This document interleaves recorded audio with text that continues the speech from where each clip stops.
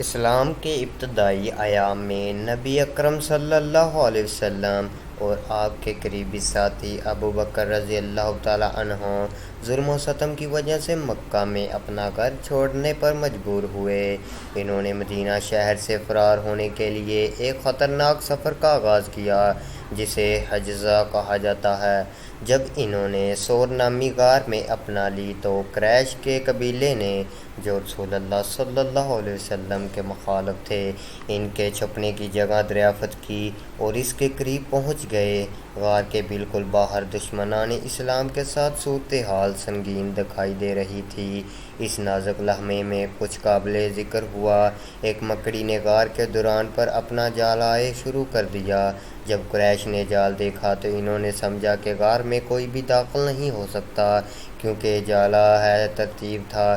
چنانچہ انہوں نے تلاش ترک کر دی اور رسول اللہ صلی اللہ علیہ وسلم اور ابو بکر رضی اللہ تعالیٰ عنہ محفوظ رہے۔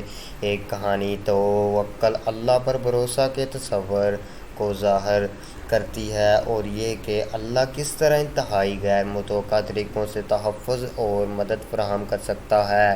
یہ ایمان کی اہمیت، اللہ پر بھروسہ اور اس خیال کی یاد دہانی کے طور پر کام کرتا ہے کہ اللہ مدد یہاں تک کہ کوئی چھوٹے اور بظاہر غیر معمولی ذرائع سے بھی آ سکتی ہے۔ یہ واقعہ اسلامی تاریخ کا ایک یادگار حصہ ہے جو ایک مشکل وقت میں پیغمبر محمد اور ان کے ساتھیوں کی طرف سے اللہ پر اس لچک اور بھروسے کی علامت ہے۔